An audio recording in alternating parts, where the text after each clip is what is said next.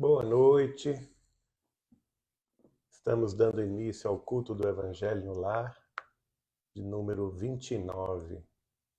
Sejam todos bem-vindos. Oi, pessoal. Nós estamos vendo que vocês já estão entrando. A gente quer pedir, como sempre, eu estou enxergando bem os comentários aqui hoje, gente. Então a gente já quer pedir para vocês nos darem um retorno sobre o áudio, falarem especificamente se o áudio está funcionando, se ele está bom, por favor. Boa noite, boa noite. Boa noite. Som ok. Maravilha, então, gente. Nós já recebemos aqui um feedback sobre o áudio, então a gente pode começar o culto. Bom, gente, nós estamos aqui hoje para o 29º culto do Evangelho no Lar. Nós estamos muito felizes aí por todas as semanas. Para quem está aí conosco, nós estamos percorrendo o texto do Evangelho segundo o Espiritismo, com comentários de forma bem simples. Para quem está acompanhando no texto, hoje nós estamos no capítulo 11, né, nas instruções dos Espíritos, no título A Fé e a Caridade. Nós estamos no item 13, e o Geraldinho vai trazer conosco a caridade para com os criminosos. Então é assim que a gente está posicionado. A gente sempre lembra, né, porque às vezes a gente passa aí o momento do culto e se esquece de deixar aí um copo de água para fluidificar. A gente crê que recebe tudo aquilo de que os nossos espíritos precisam e que os nossos benfeitores espirituais sempre estão conosco nessas oportunidades. Então, gente, antes de nós começarmos aqui a falar propriamente do texto, antes de nós entrarmos no texto, eu vou fazer uma prece para nós nos acalmarmos, para nós intercedermos aí em comunhão pelas pessoas que nós amamos, por aqueles que precisam. Vamos lá, pessoal. Nosso Deus, nosso Pai, de infinitos amor, misericórdia e justiça, inteligência suprema, causa primária de todas as coisas. Jesus, nosso divino amigo, nosso Senhor e Salvador, a luz do mundo, príncipe da paz, o Cordeiro Santo, Cordeiro de Deus, o amado das nossas almas. Em teu nome, Mestre, nós nos reunimos aqui nesta noite para orarmos juntos, para estarmos em comunhão, para sermos uma família de corações que buscam por Ti. E nesta oportunidade, Senhor, nós queremos, aproveitando a reunião santa em Teu nome, rogarmos à Tua Mãe Santíssima e nossa Mãe também, Maria, pedindo a proteção da nossa Mãe em nosso favor. E assim nós dizemos: Ave Maria, Senhora do amor que ampara e redime. Ai do mundo se não fora a vossa missão sublime. Cheia de graça e de bondade, é por vós que conhecemos a eterna revelação da vida em seus dons supremos. O Senhor é sempre convosco, mensageira da ternura, providência dos que choram nas sombras da desventura. Bendita sois vós, Rainha, estrela da humanidade, rosa mística da fé, lírio puro da humildade. Entre as mulheres sois vós, a mãe das mães desvalidas, nossa porta de esperança e anjo de nossas vidas. Bendito o fruto imortal da vossa missão de luz, desde a paz da manjedoura às dores além da cruz. Assim seja para sempre, ó divina soberana, refúgio dos que padecem nas dores da luta humana. Ave Maria, Senhora do amor que ampara e redime. Ai do mundo se não fora a vossa missão sublime. Mãe Santíssima, na noite de hoje, nós todos aqui rogamos a tua proteção, o teu carinho, o teu amor, o teu afeto. Pedimos para que a Senhora se ligue a nós cobrindo-nos com o teu manto azul e nos ajudando a aceitar os dias difíceis de luta, as dificuldades pelas quais nós temos que passar, as provações em que nós precisamos exemplificar a nossa fé em Deus. Pedimos para que a Senhora estenda a tua ternura de mãe a todos aqueles que padecem nessa hora. Pedimos que o teu coração tão amoroso se ligue às mães que estão desesperadas, aos nossos irmãos e irmãs que estão doentes, àqueles irmãos e irmãs que estão nas ruas, àqueles que pensam em suicídio. Nós sabemos que o teu amor de mãe é um colo seguro em que nós encontramos descanso. Nós sabemos que a Senhora, enquanto esteve aqui encarnada, soube exemplificar a fé mais pura em Deus. E isso nós pedimos, ajuda-nos a ter essa fé como a Senhora tem, como a Senhora teve, como a Senhora demonstrou. Ajuda-nos nos dias mais tenebrosos em que nós não queremos ver a luz do sol ao sair do quarto. Ajuda-nos a conseguir olhar para tudo, entendendo em tudo a vontade de Deus e entendendo que ela é soberana e perfeita para os nossos espíritos. E assim, como nós sempre temos te pedido, Mãe, que diante das nossas dores, das nossas aflições, das nossas noites sem dormir, nós saibamos, como a Senhora soube diante daquela cruz, dizer também: Senhor, eis aqui os teus servos, cumpra-se em nós de acordo com a tua vontade. Nós te amamos muito, Maria Santíssima, e em teu nome nós nos dirigimos ao nosso Mestre Jesus Cristo, dizendo também que te amamos muito, Mestre, e pedindo para que o Senhor esteja conosco, hoje e sempre. Que assim seja. Assim seja.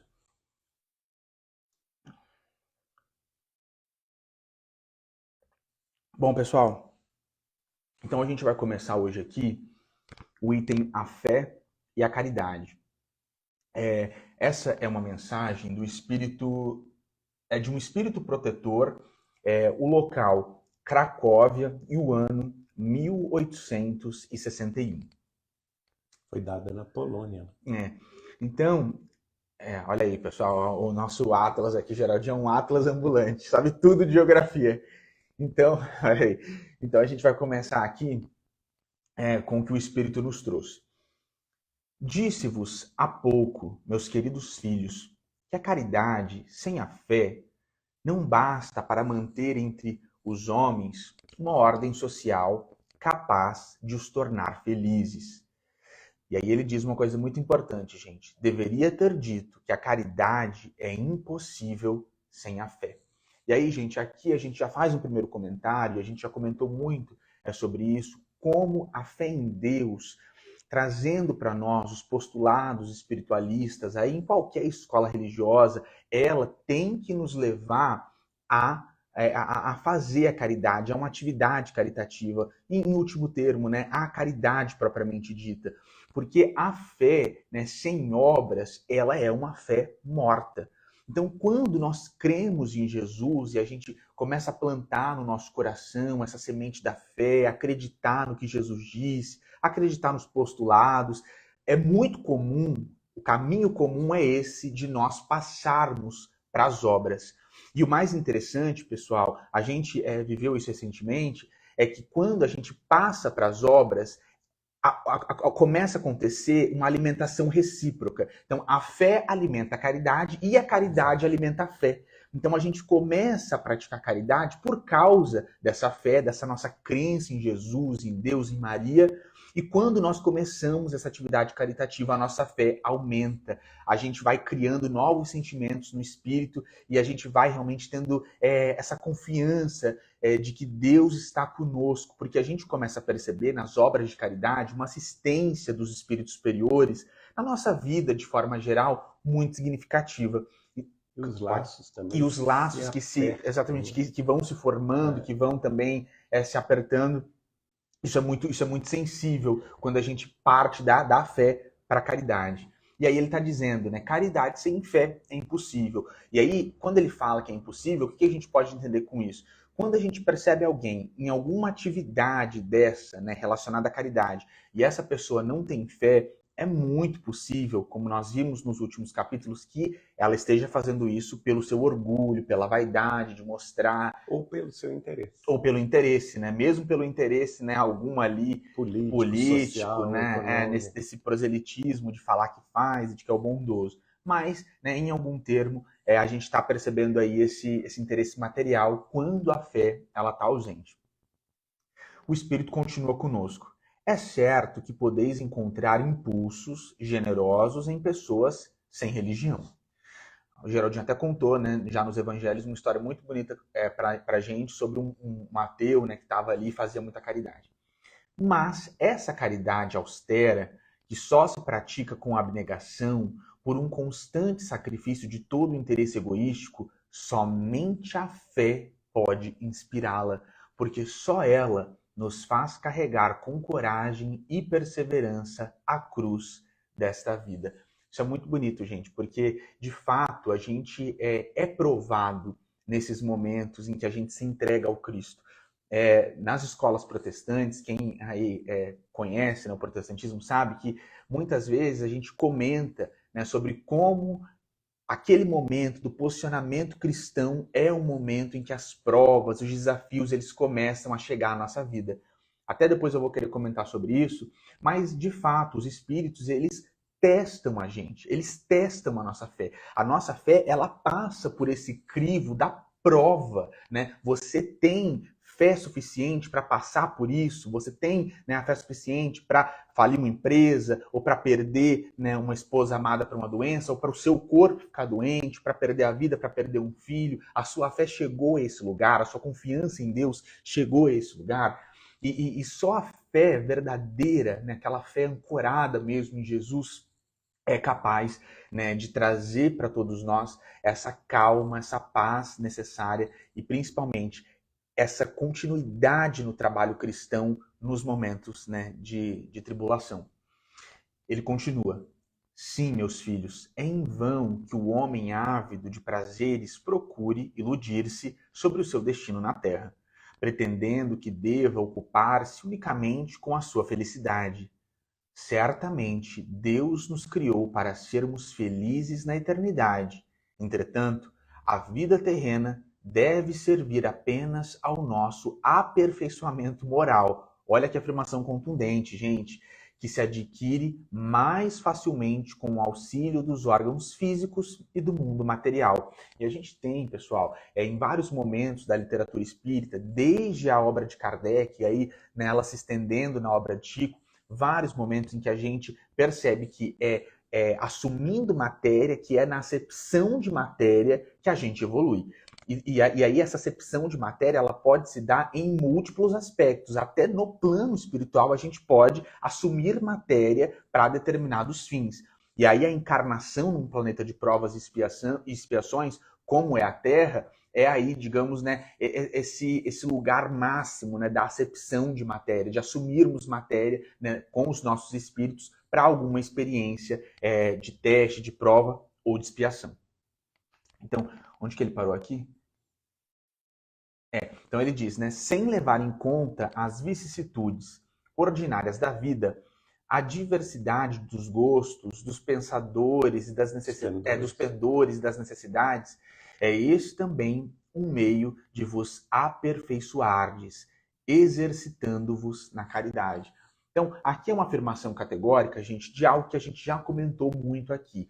Nós temos caminhos, né, de evolução espiritual. A dor, inegavelmente, é um caminho de nós evoluirmos, mas a caridade, ela é né, esse jugo, esse fardo leve, né, esse jugo suave sobre o qual Jesus falou para a gente. Né? Então, quando a gente caminha na caridade, a gente está evoluindo os nossos espíritos através do amor, né, do serviço ao próximo, do amor em movimento, né, desse auxílio, né, com as pessoas aí no aspecto material, no aspecto moral.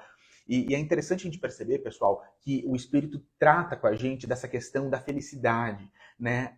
A felicidade verdadeira, ela é um atributo do Espírito. Então, a gente não pode se enganar com as coisas mundanas, materiais, no sentido de A caridade me atrapalha aqui porque na sexta-feira eu deveria estar aproveitando minha vida, eu deveria estar sendo feliz, né? Ou outros dias da semana, né? No sábado, no domingo, a caridade me atrapalha porque aquele momento eu deveria estar gozando da matéria, deveria estar aproveitando o meu dinheiro.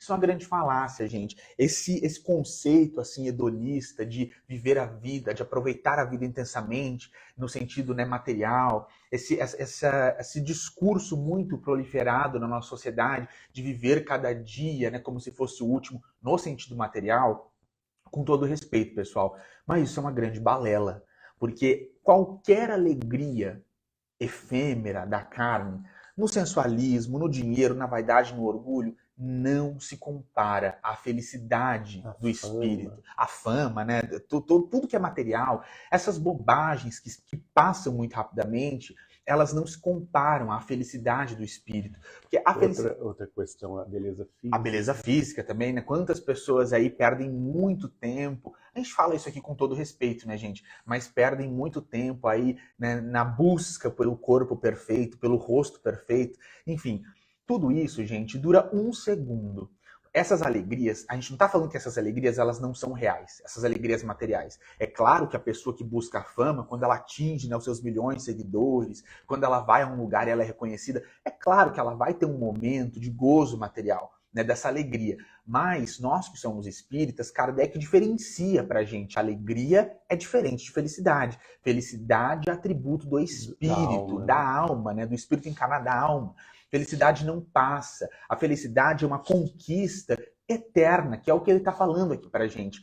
E na caridade nós temos um caminho para adquirir essa felicidade. Aqui na Terra. Aqui na Terra. E aí isso é interessante, pessoal, porque é um outro lugar de felicidade, é uma outra perspectiva, é um outro sentimento. Quando a gente fala, né, muito de Francisco de Assis, dando que se recebe. É claro que essa é uma felicidade mais sublime, que está posta em outro lugar. E muita gente não desenvolveu ainda órgãos espirituais para saborear essas alegrias. E tudo bem, né? Cada um de nós está num estágio de evolução e no seu determinado ponto da corrida aí da vida, né? Na busca por essa evolução. Mas, gente, a gente precisa buscar sempre essa felicidade.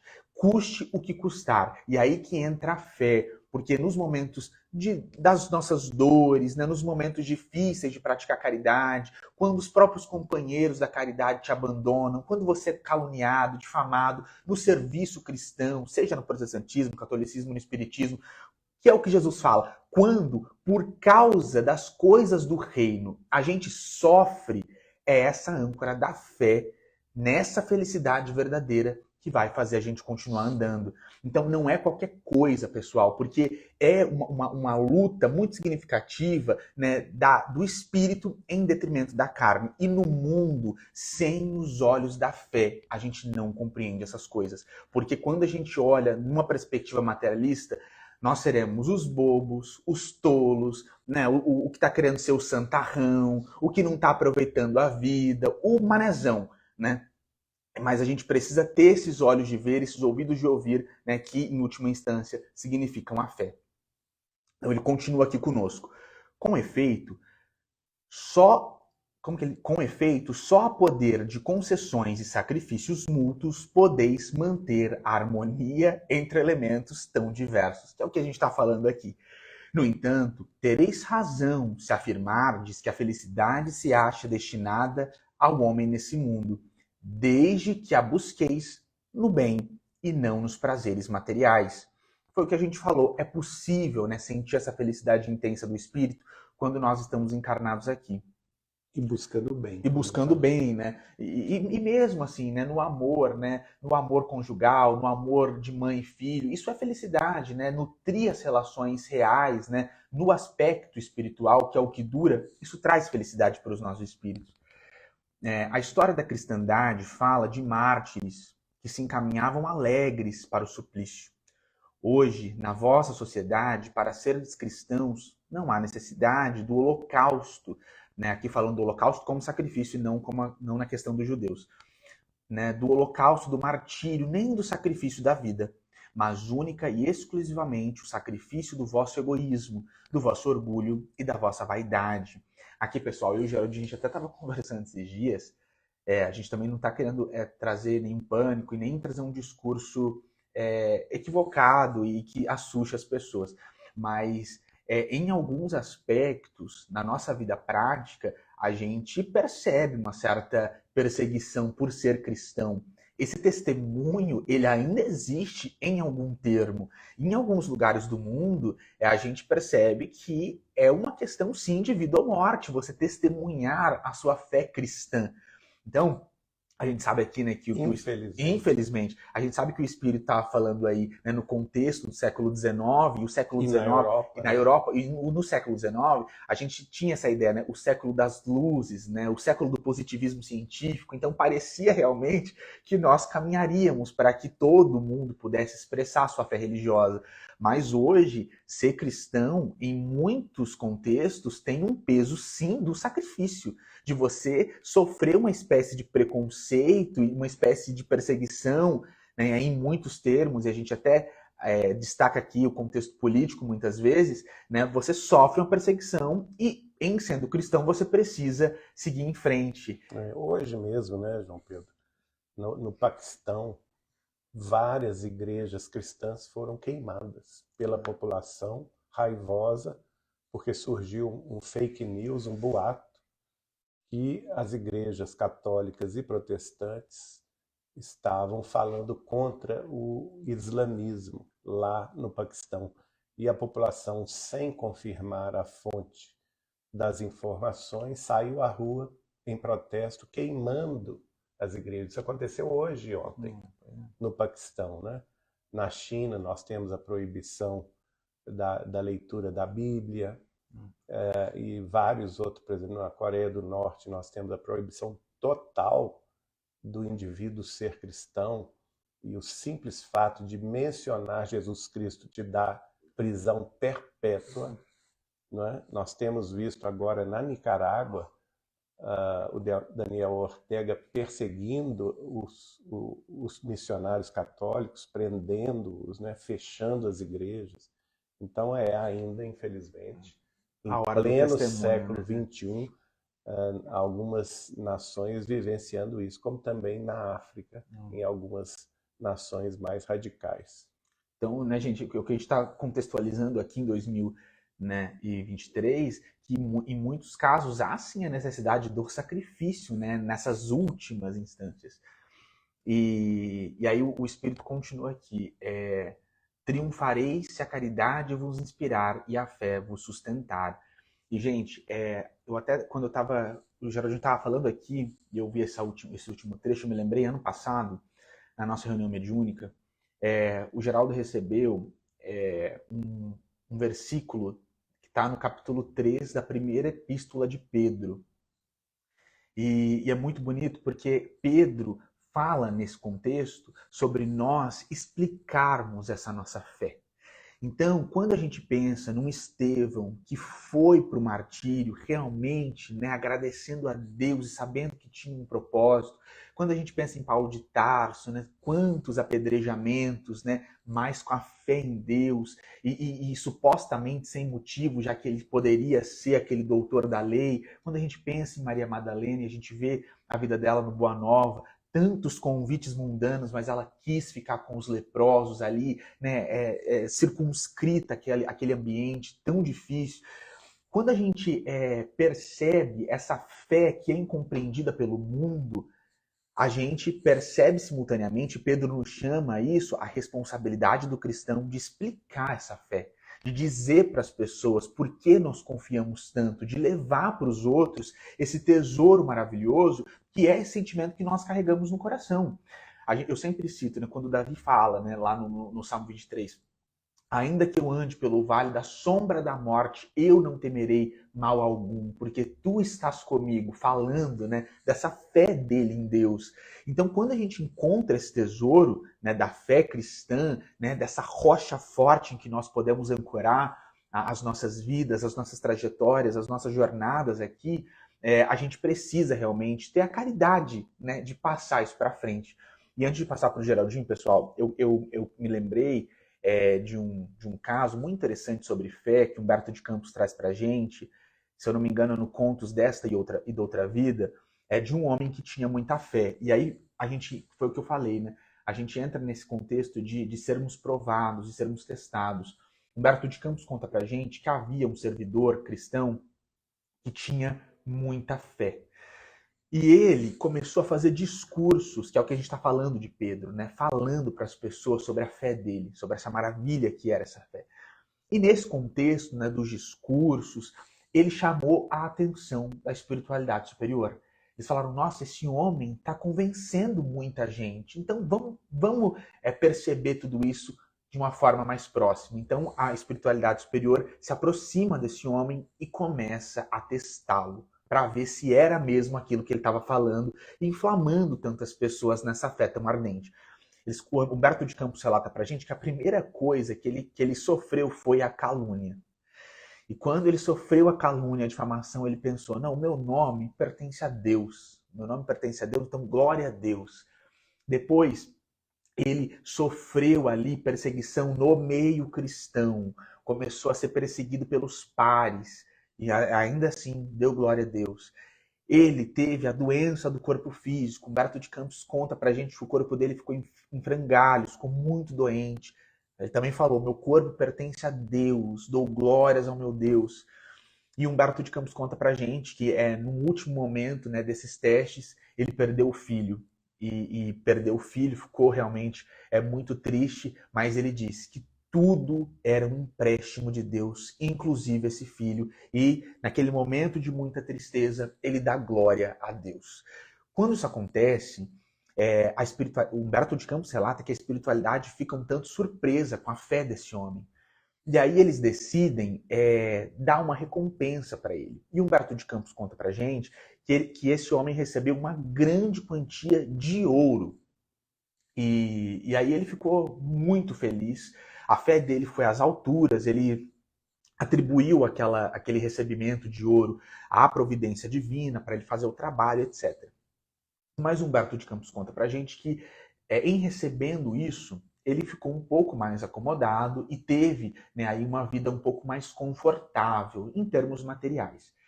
E aí, os espíritos decidiram fazer mais um teste. Aproximam dele, um mendigo, muito, né, numa penúria muito grande, chorando, né, numa grande lamúria, e esse mendigo pede para ele o auxílio material. Diz que estava passando fome com a família e pede ajuda, né, desse servo aí de Deus. E aí, quando ele recebe essa tentação, os espíritos ficam muito surpresos, porque ele fala assim, eu não posso te ajudar porque eu não tenho. Eu tô aqui gastando muito esforço e muito trabalho para cuidar e para manter aquilo que eu adquiri com tanto esforço. Então, essa é uma lição que Humberto de Campos traz para a gente, nesse aspecto da fé, para nós vigiarmos qual é esse ambiente em que nós não podemos ser testados e falando aí de fé em que a nossa fé está mais fraca. A gente percebe, era um homem que deu os maiores testemunhos de fé, porque perder um filho é das coisas mais terríveis que pode acontecer a um ser humano que está encarnado na Terra. Mas quando ele muda de contexto social, né, e adquire todo esse ouro, a perspectiva dele sobre o outro, sobre essa caridade com o outro, ela também muda. Então, gente, a gente precisa perceber que certas mudanças nas nossas vidas, né, casou, teve filho, né, mudou de emprego, ganhou muito dinheiro, perdeu muito dinheiro, podem tirar a gente dessa zona de conforto em que a gente consegue vivenciar a nossa fé com tanta facilidade. No meu caso, me lembro que quando nós estávamos no contexto de pandemia, eu estudando muito espiritismo, eu tive um choque muito grande. A primeira vez que eu me vi no trânsito e percebi uma vida fora daquele contexto mais circunscrito da casa, dos amigos, da família, tendo que lidar com outras pessoas e aplicar, né, os postulados espíritas num ambiente tão diferente daquele que a pandemia tinha colocado a gente.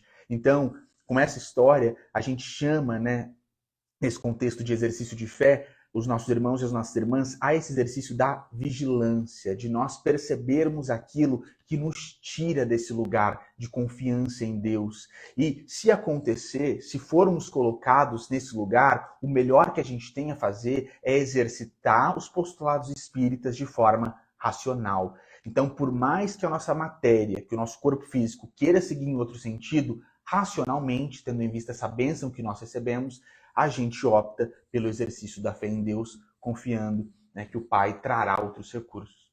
Pode ir, aí você já pode seguir. Eu vou dar um exemplo, que ontem eu e o João Pedro estávamos conversando com um amigo do Rio de Janeiro, que estava aqui em visita, é o nosso querido Albério. Ele é diretor do Colégio Francisco de Assis, lá no, ele estiver aí, Rio né, de um Janeiro. abraço. Exatamente, se estiver nos ouvindo, né, Albério? E ele nos contou um caso muito interessante, porque no colégio dele, que é o Colégio Francisco de Assis, no Rio, ele faz todos os anos aquela jornada religiosa, com vários religiosos de todas as escolas religiosas principais que nós conhecemos. Inclusive, nós já tivemos lá falando sobre o Espiritismo, e ele chama padres católicos, ele chama pastores protestantes, rabinos judeus, toda espécie de religião para falar e dialogar com os alunos do colégio. E ele estava nos contando que a filha da irmã Dulce esteve lá, não é? Familiar dela. Não, filha não. Sobrinha, que ela não teve, né? Sobrinha. Sobrinha, mas é uma filha parente, da irmã, né? filha da irmã parente dela, próximo. Uma sobrinha da irmã Dulce. E ela deu um testemunho muito curioso que a maioria das pessoas não sabe sobre a irmã Dulce. Né? É verdade. A irmã Dulce... tem muita relação com isso. Muita relação, porque eu estou me lembrando dessa frase aqui. Só a poder de concessões e sacrifícios mútuos podeis manter a harmonia entre elementos tão diversos que são a matéria e o espírito. Né? Os confortos da vida material e a relevância ou a prevalência da fé e das inspirações espirituais dentro da caridade. E aí, só para o Geraldinho continuar, pessoal, fazendo um adendo, a irmã Dulce nasceu numa família de muitas posses, rica, né? Muito rica. E aí o que aconteceu? Ela se dedicou, inclusive dispôs de toda a sua fortuna em favor da construção de um hospital, né? Um grande hospital em Salvador, acolhendo todo tipo de doenças. Esse hospital cresceu muito à custa da própria família dela, mas também à custa de amparo, tanto do poder público quanto dos amigos que ela ia fazendo.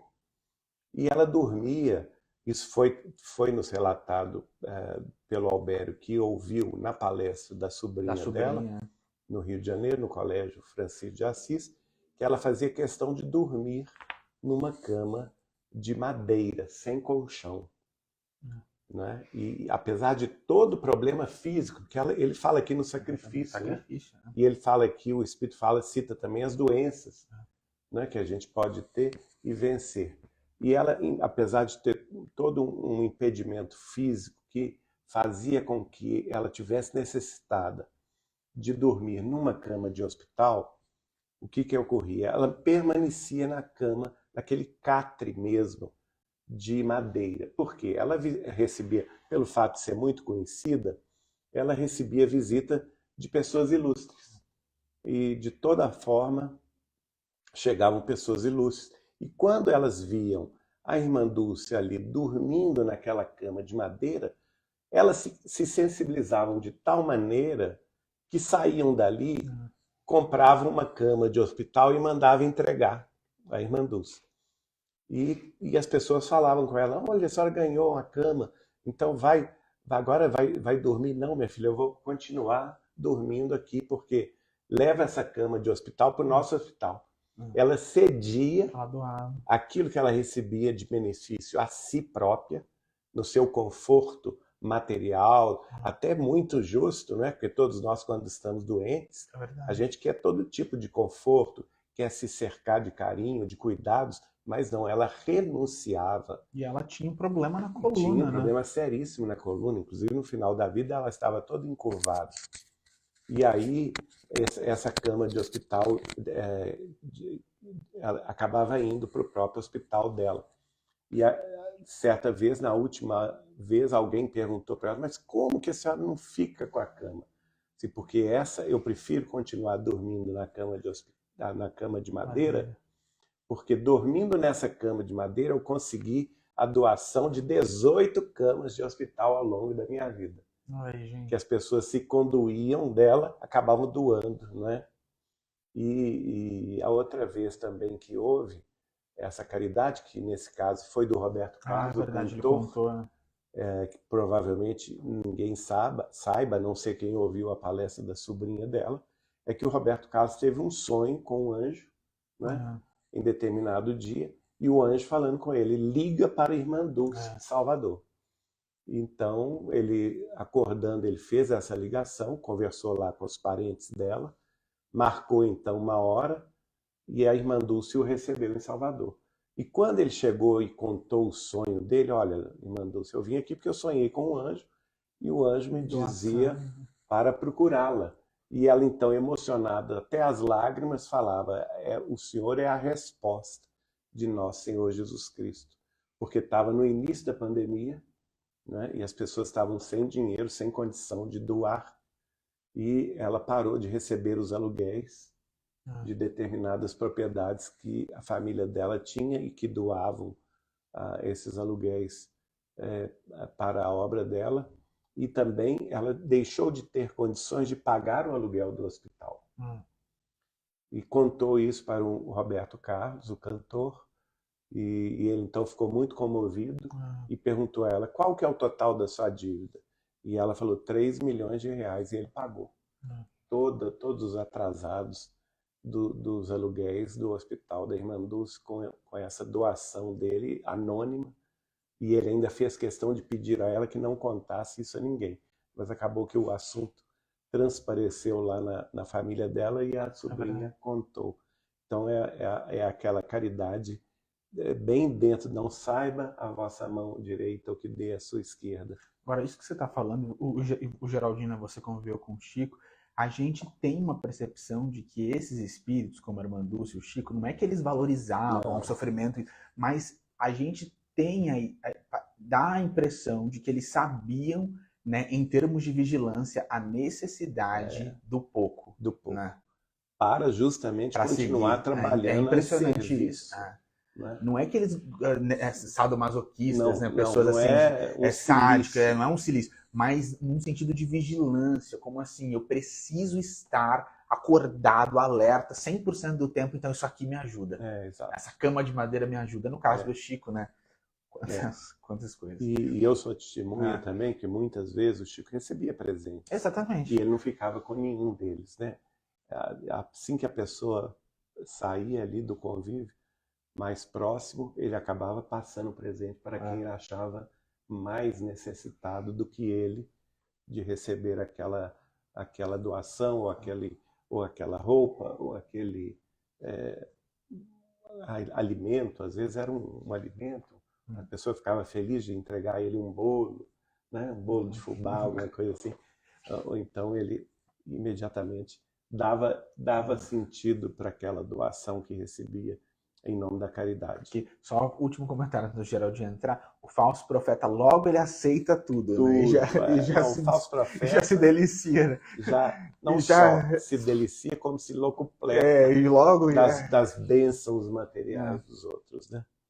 Bom, o nosso item que vamos entrar agora é o item 14 deste capítulo, e tem o título Caridade para com os criminosos. E aí vem uma questão muito difícil, que talvez a gente não exercite tanto, não é? Ter caridade para com os criminosos. Bom, em princípio eu quero dizer a você o seguinte: certa vez conversando com Chico Xavier, alguém fez alguma consideração a respeito de quem é ou não é criminoso, e ele respondeu na lata assim: olha, criminoso é todo qualquer um de nós que já foi descoberto. Olha só. Então, o Chico sempre nos dando lições, né? Porque, de fato, se nós estamos aqui na Terra, todos nós, num planeta de expiações, ou seja, de reajuste do passado delituoso, ou de provas, para nos provar a fé, é porque no passado nós todos, de alguma forma, fomos, em maior ou menor medida, criminosos. Ele é um gênio, né, gente? Essa resposta. Materialidade e autoria. Se você não foi descoberto... Você foi descoberto, não... Ele é muito genial. Então, vamos então, imbuídos desse espírito xavieriano, comentar aqui a mensagem que foi dada sobre o tema Caridade com os Criminosos, que foi dada por Elizabeth de França, ou seja, a rainha Elizabeth da França, no porto de Le Havre, em 1862, para o nosso querido Allan Kardec. E ela diz: a verdadeira caridade é um dos mais sublimes ensinamentos que Deus deu ao mundo. Completa fraternidade deve existir entre os verdadeiros discípulos da sua doutrina. Deveis amar os infelizes, os criminosos, como criaturas de Deus, às quais o perdão e a misericórdia são concedidos. Se arrependerem, olha aí, tem uma condicionante aí, né? Se arrependerem, como também a vós pelas faltas que cometeis contra a sua lei. Considerai que sois mais repreensíveis, mais culpados do que aqueles a quem recusardes perdão e comiseração, visto que, na maioria das vezes, eles não conhecem Deus como o conheceis, sendo-lhes pedido muito menos do que a vós. É aquela história, muito mais será pedido a quem muito foi dado. Então, nós espíritas, nós recebemos um tesouro de informações que, como dizia Chico Xavier, a grandíssima maioria do mundo sequer tem contato. Exatamente. Nós somos uma minoria muito mínima em relação à população mundial encarnada e desencarnada. Então, por sabermos mais a respeito das questões espirituais, nós temos maior responsabilidade de agir conforme a lei divina. E aqui também tem uma questão muito complexa, que a gente, nas tarefas de assistência caritativa, solidária, fraterna, quando nos encontrarmos com aqueles seres que, aos olhos do mundo, são repreensíveis, como os criminosos, como os drogados, por exemplo, né? Aqueles, muitas vezes, que estão sem teto nas ruas, viciados em crack, em cocaína, em outro tipo de drogadição, e que não conseguem nem mesmo controlar os próprios impulsos de perturbação. Verdade. Não é? Então, ao invés de repreendê-los, eu acho que a mensagem vai muito nesse sentido. Colocar sobre eles o peso do nosso julgamento, que absolutamente não cabe numa tarefa caritativa, é justamente olhá-los como filhos de Deus, provisoriamente distanciados do seu aprisco, do seu divino aprisco. Então, se a gente se colocasse no lugar deles, provavelmente nós teríamos uma reação até pior do que o que aqueles estão tendo em relação à vivência de muita miserabilidade, de muita falta, né, de muita necessidade. E às vezes nós estaríamos numa condição pior. Muito mais revoltosa. E nós que temos esse contato semanal em nossas tarefas aqui no Grupo Espírita Saber Amar, no Centro Espírita Retiro da Luz, a gente vê que, na maioria das vezes, são pessoas que louvam a Deus, inclusive. Muito. Quando recebem, né, um alimento, a quentinha, a água, um cobertor, uma roupa, eles estão louvando a Deus nessa hora, eles estão muito reconhecidos, muito agradecidos. E talvez, se fôssemos nós, estaríamos revoltados, né, com aquela falta toda. Bom, agora, uma coisa interessante aqui em relação aos criminosos é que o perdão e a misericórdia são sempre concedidos por Deus quando esses infelizes se arrependem. E aí vem a outra questão, não é? Que são aqueles criminosos sistemáticos, aqueles que não se arrependem, aqueles que se comprazem no mal. E realmente, nesse caso, eles precisam da lei. Não tem outra situação para com eles, senão a lei, que protege o restante da sociedade. Caso contrário, eles acabam arruinando a sociedade por si, não é? Então prossegue o espírito da rainha de França. Não julgueis, não julgueis absolutamente, meus caros amigos, porque o juízo que proferirdes vos será aplicado com mais severidade ainda, e precisais de indulgência para os pecados que incorreis a todo instante. Ignorais que há muitas ações que são crimes aos olhos de Deus, de pureza, e que o mundo nem sequer considera como faltas leves. Nós temos crimes inomináveis que são praticados, né? Contra os animais, por exemplo, que são submetidos a suplícios inomináveis. Você imagina quantas coisas acontecem na família contra os pais, contra os idosos, ninguém fica sabendo. Contra os idosos, que apanham os próprios filhos, dos netos, que às vezes são acorrentados dentro de casa. A questão do aborto, né?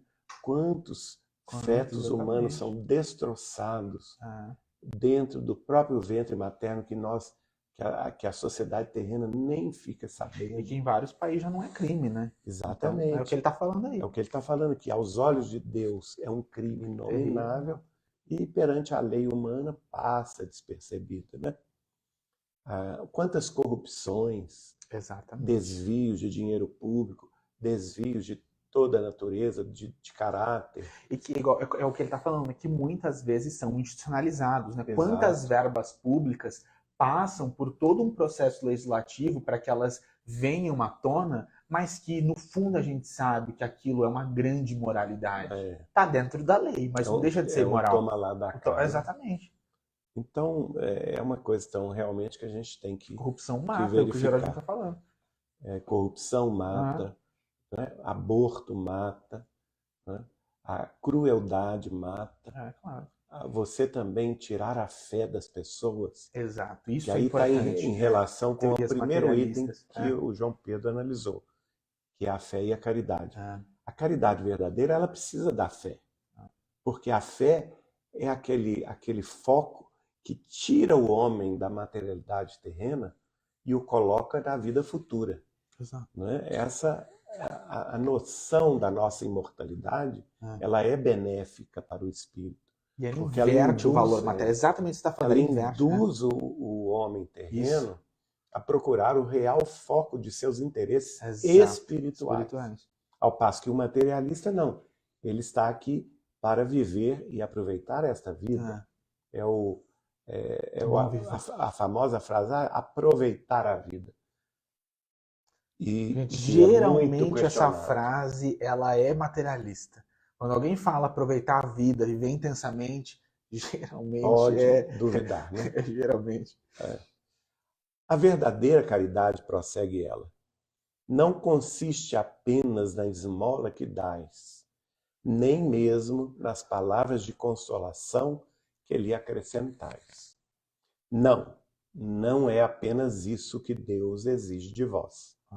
A caridade sublime ensinada por Jesus também consiste na benevolência de que useis sempre e em todas as coisas para com o vosso próximo.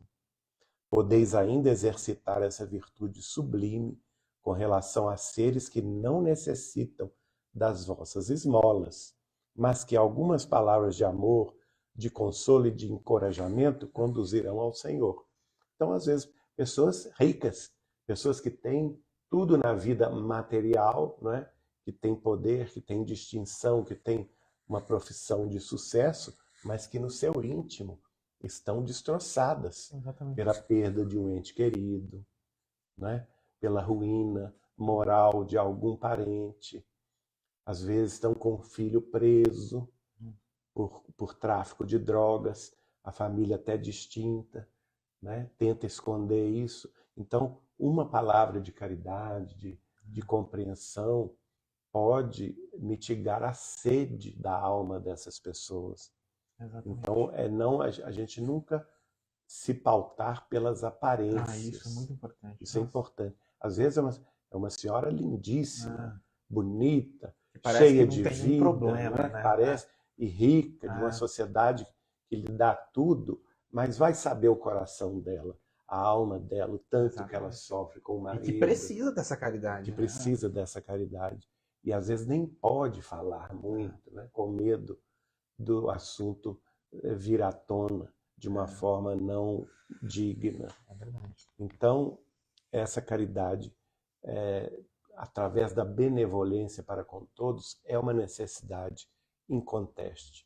Às vezes, eu mesmo já vi, não posso citar nomes, mas vamos dizer assim, um dos cargos mais altos da justiça brasileira, que estava numa situação muito triste de um câncer que havia surgido no cérebro da criatura e que não podia ser exposta, vamos dizer assim, publicamente sobre essa situação, tendo em vista a posição social que ela ocupava diante da sociedade, e que, através de uma amiga dela, que era nossa parente, acabou precisando de um atendimento espiritual escondido, né?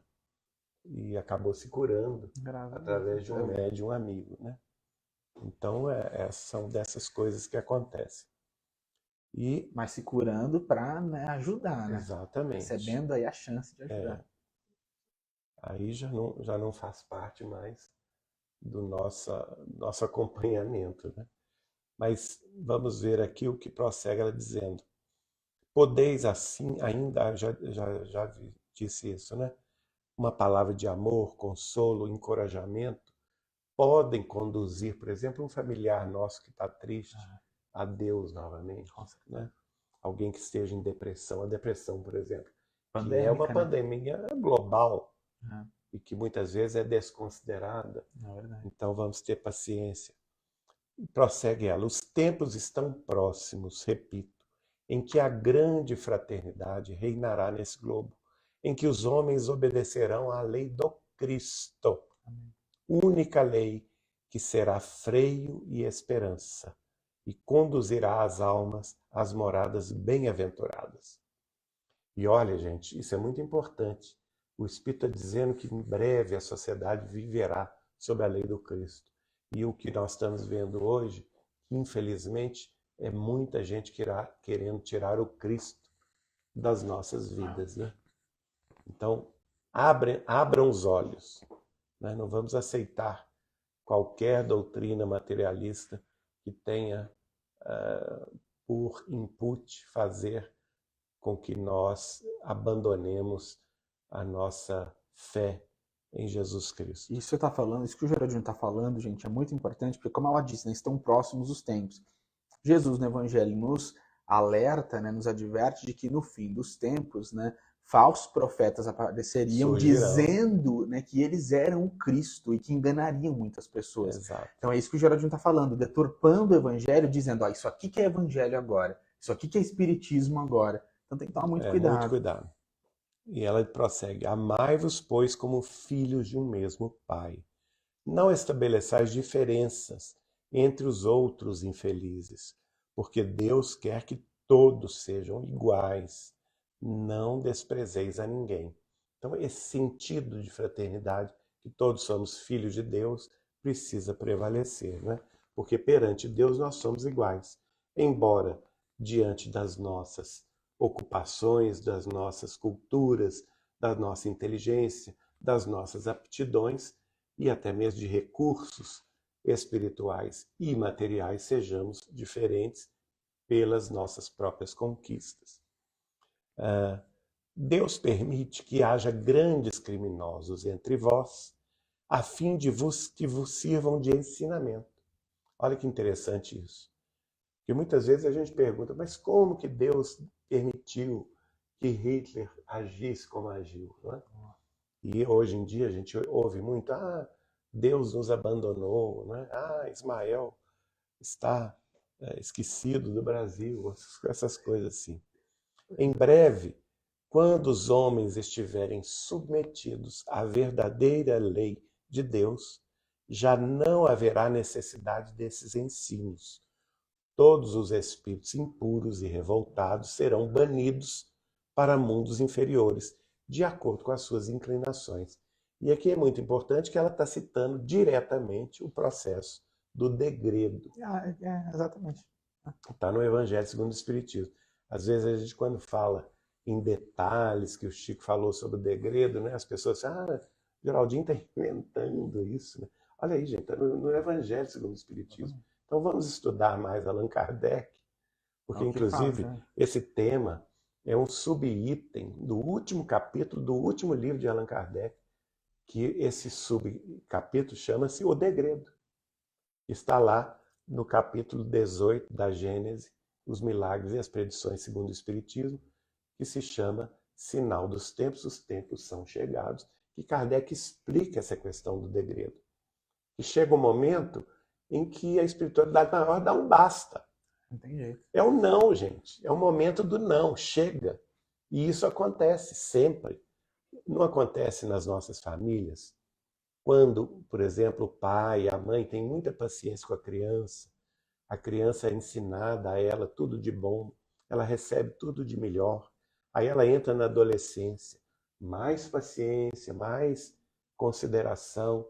A criança começa a se revoltar contra os pais e às vezes começa a praticar pequenos delitos em casa. Aí entra na juventude. Se o pai ou a mãe não tem o pulso firme de dizer não, aquela criança vai virar um jovem delinquente, menor infrator. Não é? Menor infrator. Então chega a hora do não. E nós, como humanidade terrestre, nós podemos dizer que já chegamos a essa juventude gloriosa dos nossos 21 anos de maioridade, quer dizer, nós estamos entrando na nossa maioridade espiritual e não podemos mais praticar delitos. Aí vem o não da espiritualidade maior e começa o degredo. Segundo Chico Xavier nos falou, o degredo da Terra começou na Segunda Guerra Mundial. Isso é importante. E vai prosseguir até 100 anos depois dela. Ora, nós sabemos que a Segunda Guerra Mundial terminou. Começou em 1939, terminou em 1945, ou seja, 100 anos após, será 2039. Até 2039 nós estaremos sob o guante dessa justiça superior, o Instituto Universal da Justiça Divina, que se praticarmos delitos ou crimes considerados fora do nosso padrão de evolução, nós seremos degradados para planetas que se assemelhem com o grau do crime que cometemos. Eu acho que isso é o postulado cristão, né? De quando Jesus nos diz para nós não atirarmos as nossas pérolas aos porcos. O nível de tecnologia que nós teremos em 2045, 2057, 2060, o nível de tecnologia a que nós chegaremos não tem como, gente, não é incompatível com uma pessoa que não tem a moral para lidar com essa tecnologia. Exatamente. Não tem como, tem que ser degradada. Tem que ser. Senão vai usar essa tecnologia que é uma bênção de Deus pro mal. Aí destrói tudo. E nós já estamos chegando nesse ponto, né? Imagina, lembrando essa questão do deepfake, né, gente? Imagina. Para 2039 são só 16 anos. Mas o nível de tecnologia, a frequência dos avanços tecnológicos é uma coisa, né? Daqui a 2039 é muita coisa, uma coisa extraordinária. Muita coisa. E aí talvez nós precisemos sim não tem como, de algumas catástrofes coletivas. Né? Nada é por acaso. E aqui nós temos que pensar no que ela fala. Todos os espíritos impuros e revoltados, olha só, impuros e revoltados, serão banidos para mundos inferiores de acordo com as suas inclinações. Então, muito cuidado com Revolta, é esses verdade. espíritos revoltados, né? E principalmente aqueles que se comprazem no materialismo, né? Exatamente. Deveis àquele de quem falo o socorro das vossas preces. É o máximo que a gente pode fazer. É orar, que é a verdadeira caridade, ela completa, não é?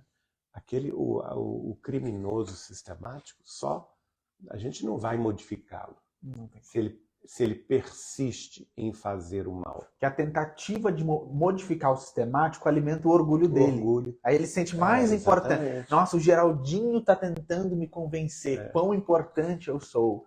Então não adianta. Kardec fala para nós não perdermos tempos com os céticos sistemáticos. Não adianta. Porque julgar... É o que ele acabou de falar, né? Pérolas aos porcos. Porcos. E também nós temos que lembrar aquela outra fala de Jesus, quando ele fala que seria necessário que o joio crescesse junto do trigo, ainda era o império da sombra, do mal, não é? Jesus fala. Mas que no futuro chegaria o momento da ceifa, em que os anjos haveriam de conduzir a colheita, separando o joio do trigo. E aí ele vem sempre com essa metáfora, né, pessoal? De que o joio seria amarrado como palha e jogado aí, né? Onde haveria choro e ranger de dentes. Que é o degredo. Que é o degredo. Né? Na Bíblia, inclusive, está muito clara a situação de Adão e Eva, inspirados pela serpente do mal, comendo a maçã do pecado e expulsos do paraíso, que foi o degredo de Capela para cá, de Aldebaran para cá. Né? Bom, ela conclui dizendo, deveis... isso eu já li, né? Nunca digais que um criminoso é um miserável, deve se expurgar da terra a sua presença. A morte que lhe infligem é muito branda por ser um ser de tal espécie. Não. A gente não pode ter essa atitude de comemorar o mal que aconteça pessoa, para algum criminoso sistemático. Não. Não é assim que deveis falar. Observai o vosso modelo Jesus. Que diria ele se visse esse infeliz junto de si? Lamentá-lo-ia, considerá-lo-ia como um doente bem digno de piedade, estender-lhe-ia a mão. Na verdade, não podeis fazer o mesmo, mas pelo menos podeis orar por ele, assistir o seu espírito durante os breves instantes que ainda lhe restem passar na terra. Aqui é uma grande lição para nós que talvez a gente não tenha aprendido a executar. Orar pelos grandes criminosos da terra. Porque normalmente a gente está... Essa cruz é pesada para eles. A gente está com aquela aversão, com aquele sentimento de revolta, não é? E não, nós temos que... A gente não tem a condição espiritual de Jesus, olha bem. Isso aqui é um alerta. Nós não temos a condição espiritual de Jesus de nos aproximar dessas criaturas e abençoá-los. Não temos. Nós não temos bênção para isto. Né? Mas nós podemos orar por eles. Assistir os seus espíritos, ainda que em breves instantes que lhes restem aqui de vida terrestre. O arrependimento, completa ela, pode tocar seu coração se orardes com fé. Olha só, isso é interessante, porque nós, em conjunto, nós podemos modificar esses criminosos, esses que são desviados da lei divina pelo materialismo gritante, né? O materialismo histórico, pela corrupção, pelo crime, pelo vício de toda a natureza, pelos assassinatos, pelos homicídios, infanticídios, feminicídios, pelos tráficos de influência, pelos tráficos de armas, pelos tráficos de órgãos, pelos tráficos de criança, né, de mulheres inocentes, pelos estupros, pelas pedofilias. Nós podemos orar por eles. E quem sabe essa oração em conjunto possa modificar-lhes o modo E eu de acho que ser. nesse aspecto, pessoal, a gente tem que pensar que, e aí a gente até vai para essa questão do Instituto Jurídico da Recuperação, que é sempre melhor para todo mundo que aquela pessoa que está no crime, que está no mal, ela seja recuperada. Porque esse lugar do ódio por eles, que eles sofram, que eles, né, não aprendam nada, que eles não sejam recuperados, quem garante que quando ele sair da cadeia, seja qual ela for, você não vai ser a próxima vítima? Pois é. Então é pro bem de todo mundo que a gente ore por eles, que a gente queira a recuperação dos criminosos. Exato. A reincidência ela é péssima. Quando alguém comete um crime e volta para a cadeia de novo, sai e volta para a cadeia de novo, significa que ela feriu mais alguém. Então o melhor seria que ela tivesse sido recuperada para não precisar, né, voltar A cometer os mesmos crimes, até orar piores. muito, né? E ela termina a sua locução dizendo: é tanto o vosso próximo quanto o melhor dos homens. Sua alma, transviada e revoltada, foi criada como a vossa, para se aperfeiçoar. Ajudai-o, pois, a sair do lamaçal e orai por ele. E nós também já fomos assim em outras vidas, né? Em outros pegar planetas. o que já aconteceu. Eu brinco lá na casa de Chico e as pessoas riem. Que se a gente fosse pegar a nossa ficha corrida na Polícia do Além, né, que contém todas as nossas encarnações pregressas, talvez essa ficha seria a perder de vista, né? Bom, essa foi a mensagem que Elizabeth de França escreveu no porto de Le Havre em 1862 e que Allan Kardec incluiu no item 14 deste capítulo do Evangelho segundo o Espiritismo. Para terminar, a gente já passou 10 minutos. O que você acha? Você acha que compensa? Como é pequeno, vai. Tá. Para terminar, tem o item 15 que fecha o capítulo, que o João Pedro vai falar para a gente, que é a pergunta: deve-se expor a vida por um malfeitor? Bom, pessoal, essa é uma mensagem, né, do Lamennais, né? O local Paris e o ano 1862. Então a pergunta, né, dirigida é a seguinte: um homem se acha em perigo de morte. Para o salvar... Desculpa, gente, eu nem falei o título. O título é deve-se expor... Você falou deve-se expor a vida por um malfeitor? A pergunta: um homem se acha em perigo de morte. Para o salvar, outro tem que expor a vida por ele. Sabe-se, porém, que aquele homem é um malfeitor e que, se escapar, poderá cometer novos crimes. Apesar disso, o outro deve arriscar-se para o salvar. Pergunta difícil, hein? Kardec tinha sempre as melhores perguntas. Kardec é sempre, né, o grande aí, filósofo. Perguntador. Né? Essa dialética maravilhosa. A resposta: esta é uma questão muito grave e que naturalmente se pode apresentar ao espírito. Responderei de acordo com o meu adiantamento moral. Então a gente já sabe aí que está limitado ao adiantamento moral do espírito. Já que se trata de saber se deve expor a vida, mesmo por um malfeitor. O devotamento é cego. Socorre-se um inimigo. Deve-se, portanto, socorrer o inimigo da sociedade. Numa palavra, a um malfeitor. Numa palavra, a um malfeitor. É isso, né? Numa palavra, a um malfeitor. Julgais que é somente a morte que se arranca esse infeliz? É talvez a toda a sua vida passada. Imaginai que nos rápidos instantes que lhe arrebatam os derradeiros minutos de vida, o homem perdido volta ao seu passado ou que, antes, este se ergue diante dele. A morte, talvez, lhe chegue cedo demais. A reencarnação poderá ser terrível. Lançai-vos então, ó homens, vós a quem a ciência espírita esclareceu, lançai-vos, arrancai-o à sua danação, e talvez esse homem que teria morrido a blasfemar se lançará nos vossos braços. Todavia, não deveis indagar se o fará ou não.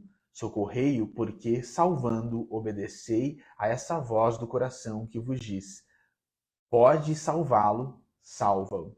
Bom, gente, então a resposta dele é uma resposta de honestidade, né? A gente precisa, e essa proporção, né, essa razoabilidade, ela é mesmo muito, muito comum dos textos evangélicos. A gente precisa analisar cada situação. Se eu vou salvar a vida daquele irmão ou irmã porque há um sentimento de caridade forte em mim em relação a ele, então eu devo fazê-lo. Se eu estou fazendo, né, esse salvamento, né, se eu estou doando a minha vida por qualquer outro motivo, inclusive aí, né, por um suicídio indireto, porque eu estou muito infeliz, então eu salvo, porque assim eu acabo logo com a minha vida, é claro que não vai surtir o efeito, porque o que ele está dizendo aqui para a gente, esse impulso de caridade, de boa vontade, de amor, pode tocar o coração daquele homem. E modificar. Né? Então, se você está fazendo honestamente por amor, vá em frente. Se é por qualquer outro motivo,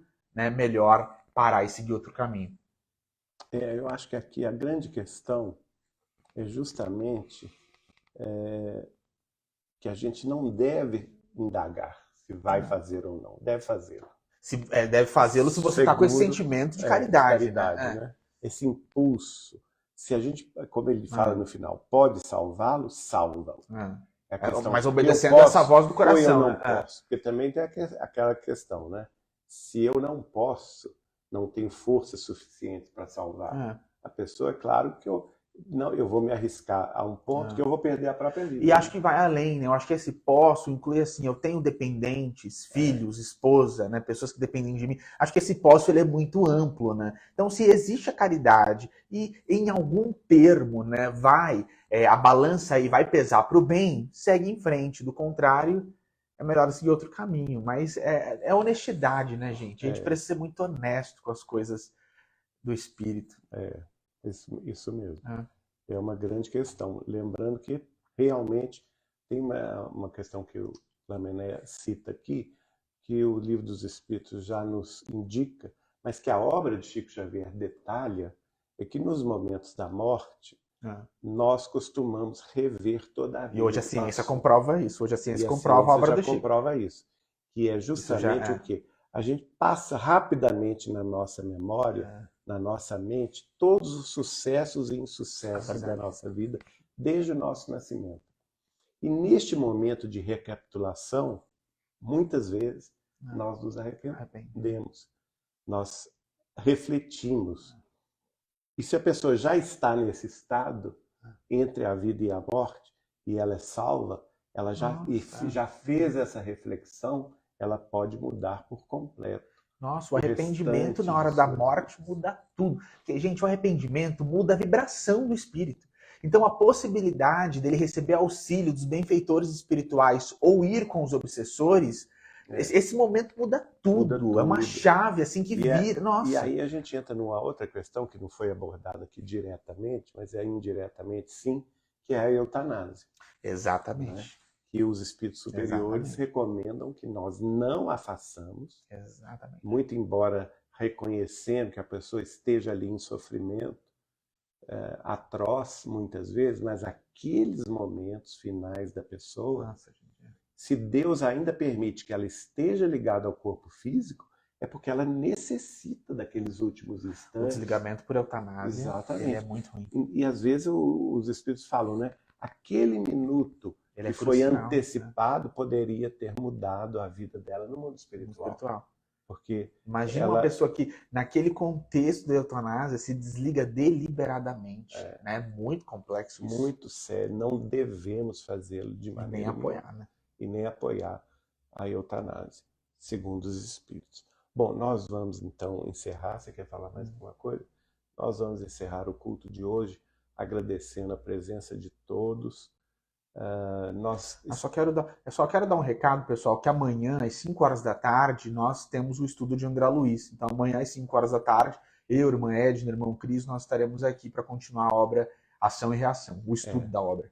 Também nós queremos lembrar que o Encontro Nacional dos Amigos de Chico Xavier e sua obra será nos dias 2 e 3 de novembro, na cidade de Torres, Rio Grande do Sul, que fica lá no litoral norte do Rio Grande do Sul, a mais ou menos 2 horas de carro de Porto Alegre. Sem inscrição, que muita gente está perguntando. Sem qualquer tipo de inscrição, não tem que tudo pagar grátis. taxa.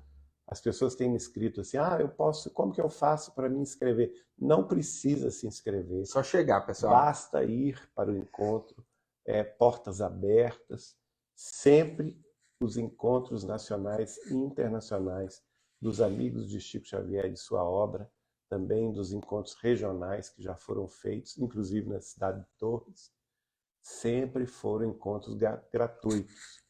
E essa é a 16ª edição.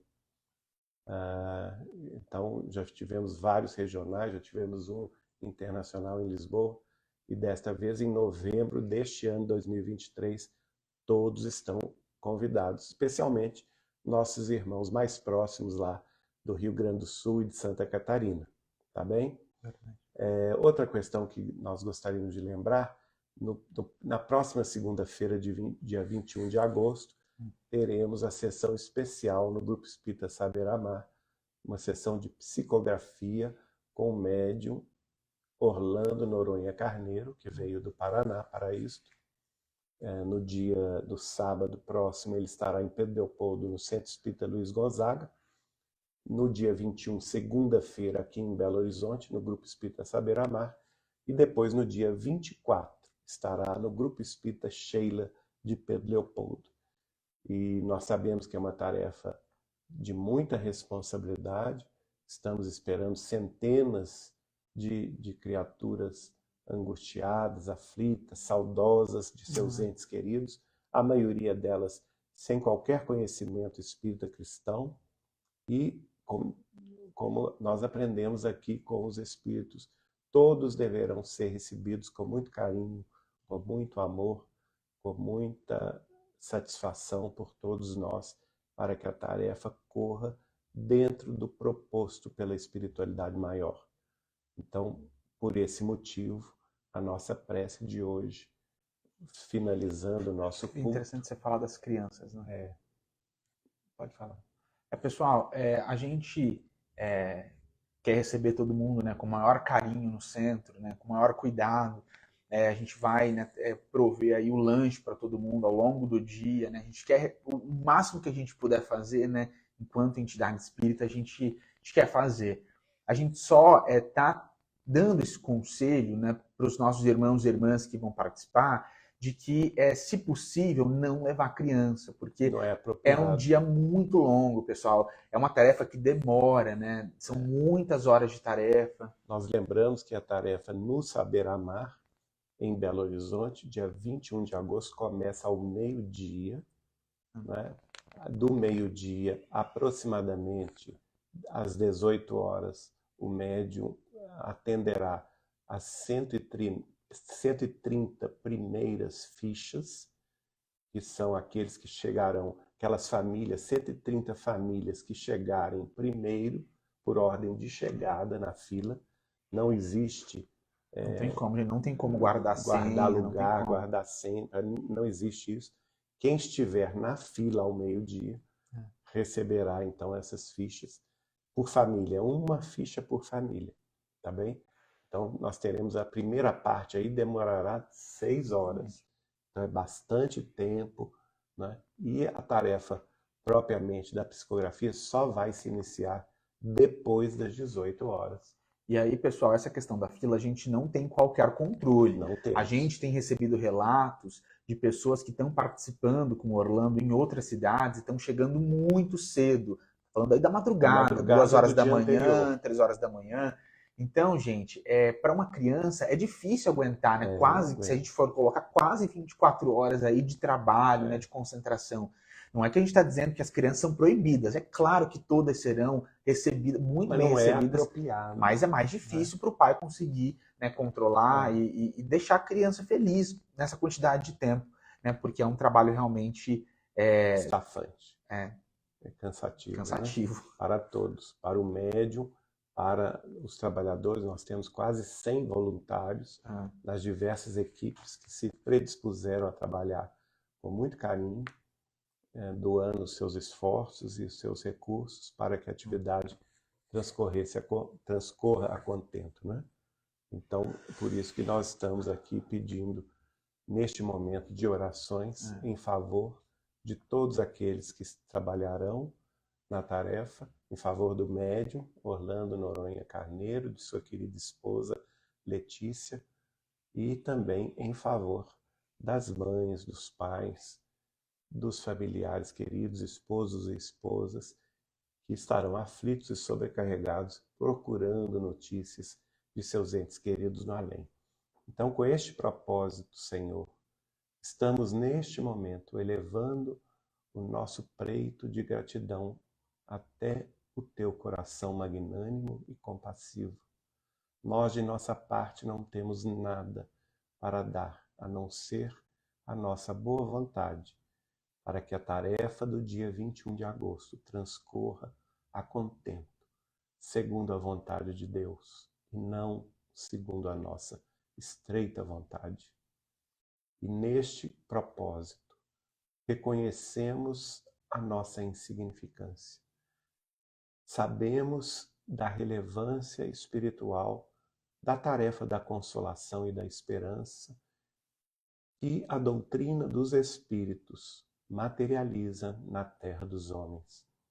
E por isso nós confiamos na vossa proteção, na proteção divina de nosso Pai Celestial, e na tua proteção, Jesus amado, nosso Mestre e Senhor querido, para que ampare o coração das mães que virão chorosas de saudades de seus filhos amados que partiram, dos pais desconsolados que muitas vezes viram com o coração ralado de dor baixar à sepultura a filhinha amada do coração, daquele esposo devotado e triste que não tem notícias de sua esposa que partiu há alguns meses ou há alguns anos devido a algum processo de doença do corpo físico, ou mesmo daquela senhora que chorosa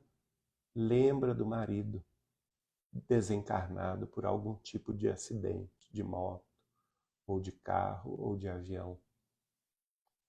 E toda essa gente, aquelas crianças que sentem e sentiram e sentem até hoje saudades do avôzinho ou da avózinha que os balançava no berço, ou mesmo de seus pais que partiram de inopino em alguma tragédia pública.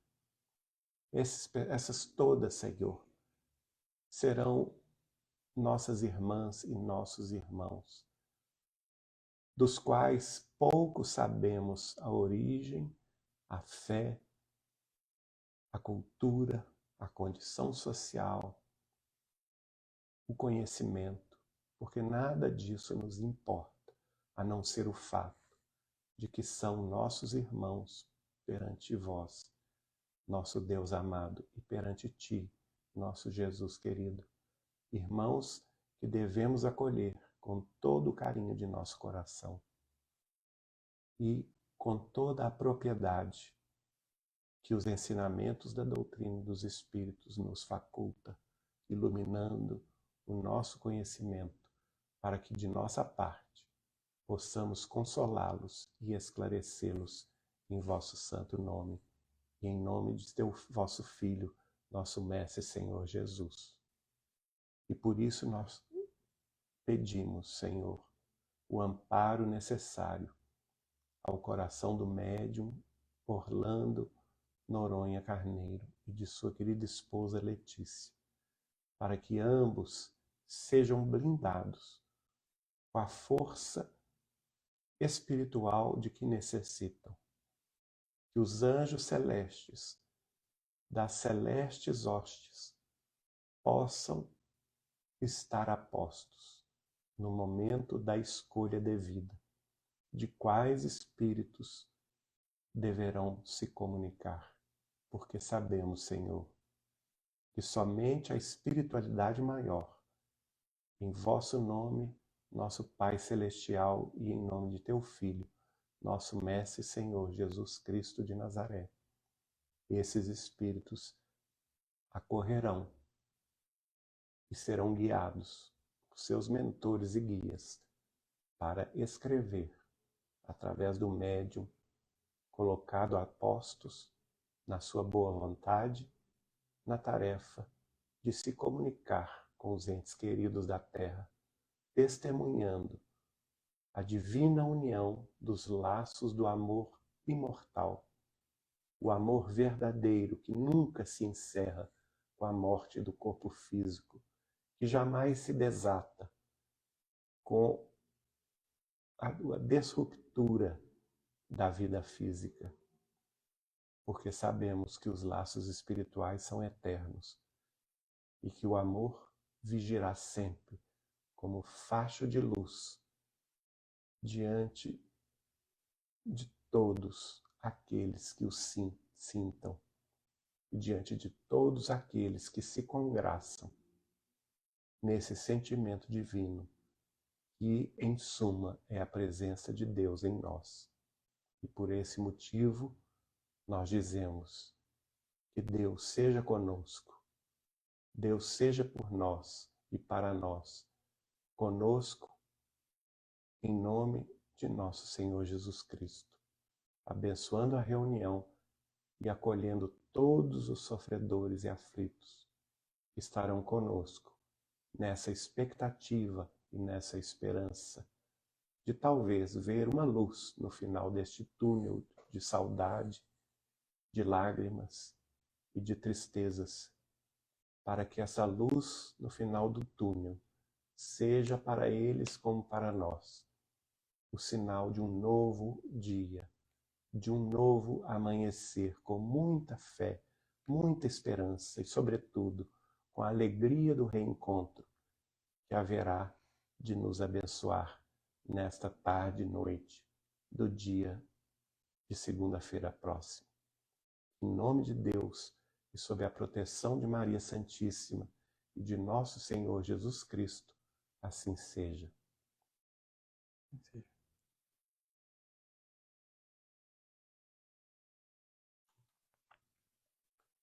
Vamos então pedir a Deus que nos abençoe. Até a semana que vem. Então semana que vem a gente se encontra aqui, tá? Quinta-feira, às 8h30. Abração, vai ficar salvo, tá?